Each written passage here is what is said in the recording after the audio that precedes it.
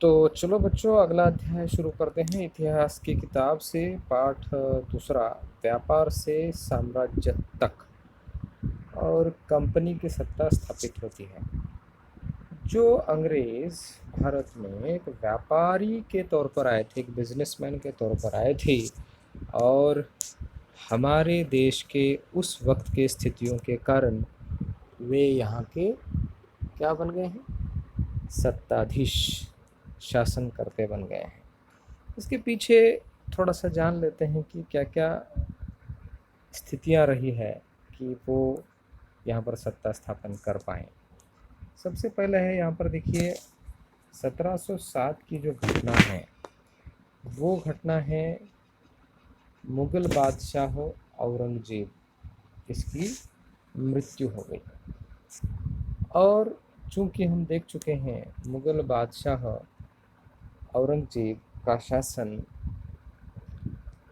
एक संघ था, मतलब उसने प्रशासन पर इस प्रकार के अपना मजबूत पकड़ करके रखी थी कि कोई भी जागीरदार या मनसबदार उसके खिलाफ कोई बगावत कर दे तो उस बगावत को वह कुचल सकता था। यहाँ तक कि अगर आप इतिहास में थोड़ा डीप में जाएंगे तो उसने अपने स्वयं के पुत्र अकबर को भी नहीं छोड़ा था। और औरंगजेब जो सत्ता पर आया था वह भी अपने भाइयों को मारकर, उनकी हत्या कर कर, पिताजी को जेल में डालकर वो सत्ता हासिल कर चुका था। इसलिए औरंगजेब एक महत्वाकांक्षी और कुशल और उस समय का यूँ कहें कि एक ताकतवर शक्तिशाली बादशाह था। तो उसके मृत्यु के बाद हुआ ये, जितने भी मुग़ल सूबेदार थे, है ना, मनसबदार, सूबेदार या बड़े बड़े जमींदार, अपने अपने इलाके में अपना अपना प्रभुत्व कायम करने लगे थे। और परिणाम स्वरूप ये हुआ कि जैसे जैसे विभिन्न भागों में ताकतवर क्षेत्रीय रियासतें, जैसे अभी मैंने कहा अभी कि मुग़ल सूबेदार है, पिछले वर्ष के अंतिम चैप्टर में हमने देखा है 7वीं कक्षा में, 18वीं सदी में नए राजनीतिक गठन, इस चैप्टर में हमने देखा था। तो क्षेत्रीय रियासतें सामने आने लगी। उसमें जैसे हमने देखा कि बंगाल में मुर्शिद कुली खान ने, है ना, अवध में सादत खान ने, और निज़ाम उल मुल्क दक्षिण भारत में हैदराबाद में, सिखों ने पंजाब में, ऐसे क्षेत्रीय राजाओं ने अपना अपना प्रभुत्व अपने अपने क्षेत्रों में जमाना शुरू कर दिया था। तो इसलिए जो दिल्ली है, जो उस वक्त की सबसे प्रभावशाली नगर या राजधानी का केंद्र थी, अधिक दिनों तक प्रभावी केंद्र के रूप में नहीं रह सकी है। इस दौर की बात हम कर रहे हैं। तो 18वीं सदी के उत्तरार्ध तक राजनीतिक स्थिति पर अंग्रेज़ों के रूप में एक नई ताकत उभरने लगी है। यस, भारतीय क्षितिज पर अंग्रेज़ों के रूप में एक नई ताकत, कौन सी ताकत है वो है राजनीतिक ताकत। जैसे जानते हैं कि अंग्रेज़ पहले पहले एक तो छोटी सी व्यापारिक कंपनी, कंपनी मतलब क्या होता है, व्यापार करने वाली व्यापारिक कंपनी थी। लेकिन हुआ क्या, उसने इस यहाँ की स्थिति को फ़ायदा लेकर वह शासक बन गई। यहाँ के इलाकों पर कब्जे में उनकी ज़्यादा दिलचस्पी पहले पहले तो नहीं थी, इंटरेस्ट नहीं था। तो फिर कैसे हुआ कि एक दिन वे इस विशाल साम्राज्य के स्वामी बन बैठे, ये सब हम इस अध्याय में अब देखने जा रहे हैं। ठीक है, अब यहाँ पर मैं चाहूँगा कि आप अपने सामने किताब खोलकर बैठें तो आपको ये चित्र स्पष्ट रूप से दिखाई देगा। चूँकि ये PDF फाइल है, यहाँ पर सिर्फ हम अक्षरों को ज़्यादा ध्यान देते हैं। यहाँ पर आपको नज़र आ रहा है कैप्टन हडसन द्वारा बहादुर शाह जफ़र और उनके बेटे की गिरफ्तारी। यह उस वक्त की बात है जब 1857 में बगावत का नेतृत्व बहादुर शाह जफ़र को मिला था। ये बहादुर शाह जफ़र है, ठीक है। तो मुग़ल बादशाह इतना ताकतवर तो नहीं हुआ, लेकिन एक प्रतीक के रूप में मुग़ल बादशाहों का महत्व बना हुआ था। इसलिए जब 1857 में ब्रिटिश शासन के विरुद्ध भारी विद्रोह शुरू हो गया, तो विद्रोही ने मुग़ल बादशाह बहादुर शाह ज़फ़र को ही अपना नेता मान लिया था। जब विद्रोह कुचल दिया गया, तो कंपनी ने बहादुर शाह ज़फ़र को देश छोड़ने के लिए मजबूर कर दिया और उनके बेटों को ज़फ़र के सामने ही मार डाला था। एक बहुत विध्वंसक और अत्याचारी दमनकारी घटना हुई थी मुग़ल बादशाह के साथ में कि कभी एक वैभवशाली दौर में गुजरे हुए वंश का इस तरह का अंत होगा, ये सोचा नहीं था। तो समय समय की बात होती है। यहाँ पर देखिए, अगर आप पता चलेगा 18वीं सदी में भारत तक आने वाले कौन कौन से रास्ते थे। जो रास्ते यहाँ पर से दिखाए गए हैं आपको, है ना, और देखो भारत की ओर आ रहे हैं, यहाँ तक कि चाइना जाने के लिए भी ऐसे रास्ते थे। तो ये सब रास्ते निकलते हैं यूरोप से ही, है कि नहीं। तो ये सब रास्ते निकलते हैं यूरोप से और आते हैं भारत। तो भारत में पूर्व ईस्ट इंडिया कंपनी की स्थापना कैसे हुई? सन 1600 में, ये ईस्वी सन भी लिखिए आप, ये साथ ही साथ में आप नोटबुक निकाल कर लिखते जाइए, पॉज कर कर वीडियो आप लिख सकते हैं। ये नोट्स के तौर पर भी जहाँ जहाँ पर भी मैं हाईलाइट करूँगा और आपको बताऊँगा लिखने के लिए, वहाँ पर आप लिख सकते हैं। सन 1600 में ईस्ट इंडिया कंपनी ने इंग्लैंड की महारानी एलिजाबेथ प्रथम से एक चार्टर पा लिया। चार्टर का अर्थ होता है इजाज़तनामा, परमिशन लेटर, लाइसेंस, परमिट, जिसको हम कहेंगे परमिट। एक चार्टर प्राप्त किया। तो इतना आपने ये करना है। सन 1600 ईस्ट इंडिया कंपनी, उसके आगे मडाश करके इंग्लैंड के महारानी एलिजाबेथ प्रथम ने चार्टर ऑब्लिक इजाज़तनामा दे दिया। तो ये अर्थ क्या है इसका? इसका अर्थ ये है कि भारत में व्यापार करने का एकाधिकार, मतलब दूसरी कोई भी कंपनी अब भारत के व्यापार करने के लिए, अंग्रेजी कंपनी विशेषतर ध्यान रखो, दूसरी कोई भी कंपनी इंग्लैंड की नहीं आ पाएगी। सिर्फ इन्हीं को एकाधिकार वहाँ पर मिल गया था। इस इजाज़तनामे का यह मतलब था कि इंग्लैंड की कोई और व्यापारिक कंपनी इस इलाके में ईस्ट इंडिया कंपनी से होड़ नहीं कर सकती। होड़ मतलब कंपटीशन, ठीक है। यहाँ पर देखिए, पुनः एक बार मैं आपको बता रहा हूँ, एकाधिकार का अर्थ क्या होता है। एकाधिकार, एकाधिकार का सीधा सीधा अर्थ है कि कोई और व्यापारिक कंपनी इस इलाके में, इस इलाके मतलब भारत में, होड़ नहीं कर सकती। किससे होड़ नहीं कर सकती? इससे, इंडिया कंपनी से, ईस्ट इंडिया कंपनी से, EIC से, ठीक है। In short, east India company, EIC। इस चार्टर के सहारे देखिए, कंपनी समुद्र पार जाकर नए इलाकों को खंगाल सकती थी। खंगाल मतलब अवसर ढूंढना कि हम यहाँ पर कर सकते हैं कि नहीं व्यापार।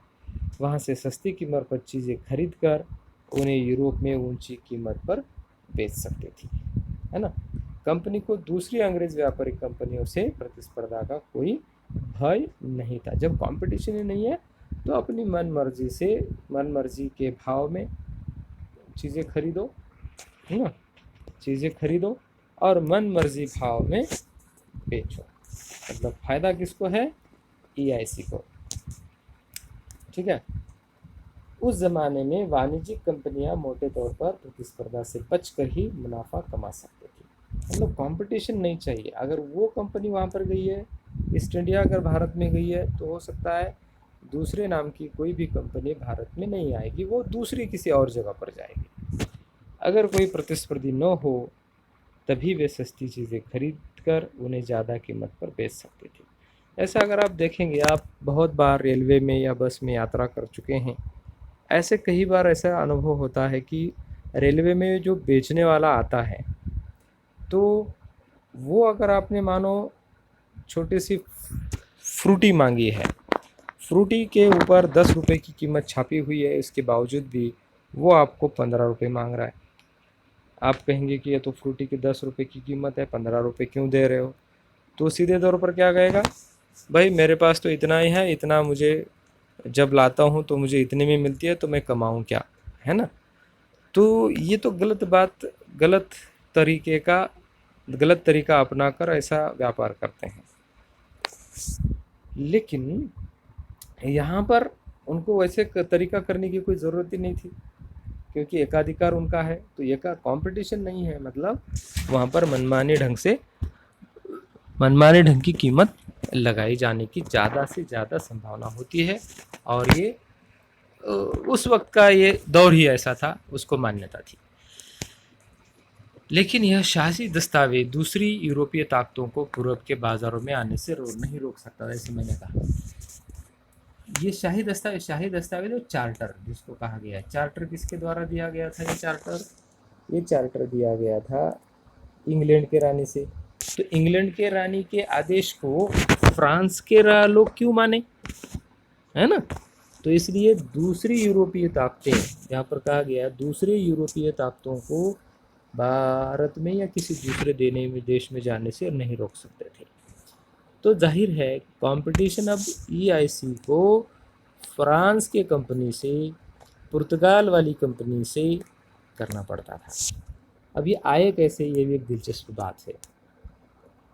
जब तक इंग्लैंड के जहाज़ अफ्रीका के पश्चिम तट को छूते हुए केप ऑफ गुड होप का चक्कर लगाकर हिंद महासागर पार करते, तब तक पुर्तगालियों ने भारत के पश्चिमी तट पर अपनी उपस्थिति दर्ज कर दी थी। फिर से एक बार हम इस मैप को देखेंगे। देखिए, दिस पॉइंट इज, आप किताब अगर आपके सामने है तो पुनश्च एक बार मैं कह रहा हूँ, आप जरा देखिए, ये जो इलाका दिखाया है ना, Cape of Good Hope, that is a halting station.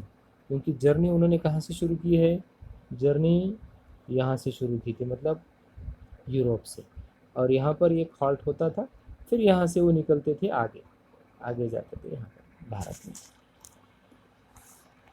ठीक है, कौन आया था भाई सबसे पहली बार भारत में? तो पुर्तगाल के खोजी यात्री, नाम है वास्को दी गामा। 1498, तारीख भी लिखिए, 1498 में पहली बार भारत तक पहुंचने के इस समुद्री मार्ग का पता लगाया था। भाई आप बोलेंगे सर ये तो सीधा सीधा है, मार्ग का पता लगाने की क्या ज़रूरत है? आपको मैं उदाहरण देता हूँ। अगर मानो आपको अपने ही खेत में या अपने ही बड़े नगर में जहाँ पर पहले आप जा चुके हो, वहाँ पर दोबारा जाने के लिए बहुत मुश्किल होता है। बार बार जा रहे हो अलग बात है, लेकिन किसी एक बड़े नगर में पहली बार आप किसी एड्रेस को ढूंढ पाएँ, उसी जगह पर आप दोबारा दूसरी बार जाते समय भी आपको कठिनाई होती है। तो सोचिए, इस विशाल पृथ्वी पर सागर के मार्ग से, जहाँ पर कोई भी चिन्ह नहीं होता है, पहाड़ नहीं होता है कि यहाँ से इधर मुड़ना है, यहाँ से उधर मुड़ना है, तो ये एक बहुत बड़ा चुनौती हुआ करती थी उस वक्त के खोजियों को। मतलब वो ऐसा समझ लीजिए, जब वो जहाज़ पर निकलते थे तो अपनी जान हथेली पर लेकर निकलते थे। 1498 पहली बार वो आ गए। 17वीं शताब्दी की शुरुआत तक डच भी हिंद महासागर में व्यापार की संभावनाएं तलाशने लगे। मतलब पुर्तगाली आए, यूरोपीय देश, डच यूरोपीय देश, कुछ समय बाद फ्रांसीसी व्यापारी भी आ गए। कौन कौन आ गया देखिए, पहला है पुर्तगाल के देश के खोजी व्यापारी, फिर कौन आ गया? डच आ गए, है ना? कुछ समय के बाद फ्रांसीसी आ गए। मतलब उस वक्त ये व्यापार करने की बड़ी होड़ थी। भाई क्यों है व्यापार करने की होड़? देखिए, जो संसाधन अपने देश में नहीं मिलते हैं, उनका अपने देश में उपलब्धता दूसरे देश में जाकर वहाँ के लोगों से ये चीज़ें सस्ते दर पर खरीद कर अपने देश में ऊंचे दामों में बेचना और ज़्यादा से ज़्यादा मुनाफा कमाकर अमीर बन जाना, ये उस वक्त के व्यापारियों का एक साहसिक कार्य हुआ करता था, और वे इसलिए आते थे। अब बात आगे चलते हैं। समस्या यह थी कि सारी कंपनियां एक जैसी चीज़ें ही खरीदना चाहती थी। अब क्या है चीज़ों के खरीदने में, क्या है देखिए, जिसका ज़्यादा दाम है वही खरीदेंगे ना। अगर आप मार्केट में जाएंगे, जिसका आपके देश में उपलब्धता नहीं है वो दूसरे देश में उपलब्ध है, तो जाहिर है कि दूसरे देश का वही चीज़ लेकर आपको बेचना ज़्यादा पसंद होगा। तो था क्या इस खरीदने में था क्या? तो सबसे पहला है भारत के बने सूती कपड़े, रेशम, सूती कपड़ा है और रेशम है। अब आप बोलेंगे कि सर क्या उनके देश में ये नहीं था? हाँ, उनके देश में था, लेकिन भारत में जिस प्रकार से सूती कपड़ा बनाया जाता था, अधिक मात्रा में इसकी उपलब्धता थी अपने देश में कच्चे माल की, कपास की, तो ये ज़्यादा पसंद आता था उनको उनके देश में। इसके अलावा देखिए भारत में मसाला, काली मिर्च, काली मिर्च मतलब हाँ, मिरे, लौंग, इलायची, दालचीनी। आजकल अभी ये जो पढ़ाई हम कर रहे हैं, ये पढ़ाई कोरोना के महामारी फैलने के कारण हुआ है, बराबर है? तो हमारे देश में ही नहीं, पूरी दुनिया में ये जो मैंने आपको विशेष रूप से अंडरलाइन किया है, इसका काढ़ा बनाकर पीने के लिए एडवर्टाइजमेंट जनहित में हमारे भारत सरकार के द्वारा, आयुष मंत्रालय के द्वारा जारी किया गया है। तो सोचिए, जो हमारे पास पहले से ही है उसका हम विशेष ध्यान नहीं रखते, और विदेशी लोग इसको तो उस वक्त ले जाते थे। यहाँ तक कि आपको मैं बताऊँ, काली मिर्च की इतनी ज़बरदस्त मांग थी कि उसको उसको क्या कहते थे? उसको कहते थे काला सोना, ब्लैक गोल्ड। इसको पिछले कक्षा में या हम देख चुके हैं पिछली कक्षा में। काला सोना कौन से, किसे? काली मिर्च को। काली मिर्च को काला सोना कहा जाता था। यूरोपीय कंपनियों के बीच इस बढ़ती प्रतिस्पर्धा से भारतीय बाजारों में इन चीज़ों की कीमतें बढ़ने लगी। यस, देखिए, कंपनी भले ही ऐसी हो, लेकिन दूसरे देश की भी कंपनियां आ गई, तो फ़ायदा किसको हुआ? भारतीयों को। कैसे? कि चीज़ों की कीमतें भारतीय व्यापारी ज़्यादा देकर करने लगे, तो जाहिर है तो उनका मुनाफा गिरने लगा। अगर मानो किसी एक ने कहा कि 1 रुपये 1 क्विंटल, 1 रुपये में 1 क्विंटल मिर्च, एक उदाहरण के लिए मैं बता रहा हूँ, 1 रुपये में नहीं होता था, तो एक गोल्ड कॉइन्स, 10 ग्राम का कॉइन समझ लीजिए, तो उसको 1 क्विंटल मिल रहा है। तो दूसरे कहते थे कि भाई हम दे देंगे 1.1 को 1 क्विंटल, है ना, 1.2 के लिए दे देंगे। तो ऐसे ये प्रतिस्पर्धा इनके बीच में बढ़ रही थी। तो जाहिर है ज़्यादा कीमत पर लेना मतलब दूसरे देश में जाकर ज़्यादा कीमत में बेचना, और ज़्यादा कीमत में बेचना है, और ज़्यादा कीमत में बेचेंगे तो क्या होगा?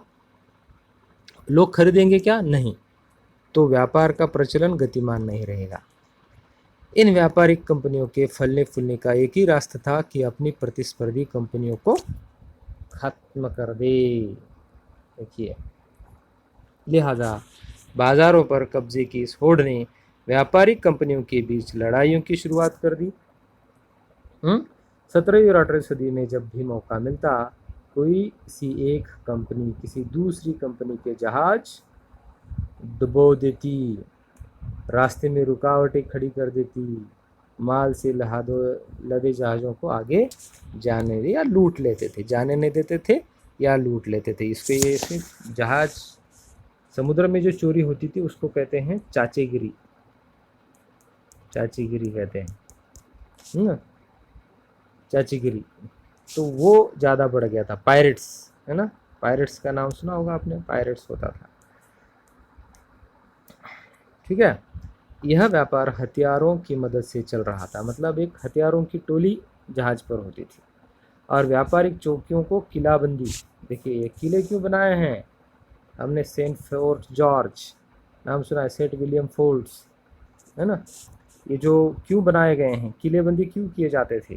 कि इतना बड़ा किला है और एक ही रास्ता है ना, इधर में बड़े बड़े गोडाउन्स बने जाते थे, इस गोडाउन्स में क्या है, रहने के लिए इनकी, इसलिए इसे ब्रिटिश कॉलोनीज कहा करते थे। और ये पूरा इलाका फोर्टिफिकेशन मतलब किलाबंदी, तटबंदी किया जाता था, इस तरह से होता था। अपनी बस्तियों को किलाबंद करने और व्यापार से मुनाफा कमाने की इन कोशिशों के कारण स्थानीय शासकों से भी टकराव। यस भाई, किला तुम बना रहे हो तो भारत में किले पर ही तो ज़्यादातर राज काज हुआ करते थे, है ना। तो ये टकराव, स्थानीय शासकों से टकराव, तो साथ ही अपने यूरोपीय प्रतिस्पर्धियों के साथ साथ भारतीय राजाओं के साथ भी लड़ाई लड़ने की नौबत इन कंपनियों पर आ गई थी। बच्चों यहाँ पर हम रुक जाते हैं। जहाँ जहाँ पर भी मैंने आपको हाईलाइट करके बताया है वे नोट्स के तौर पर लिखें और एक होमवर्क के तौर पर डेट के साथ मुझे एक होमवर्क के ग्रुप में भेज दें। Thank you.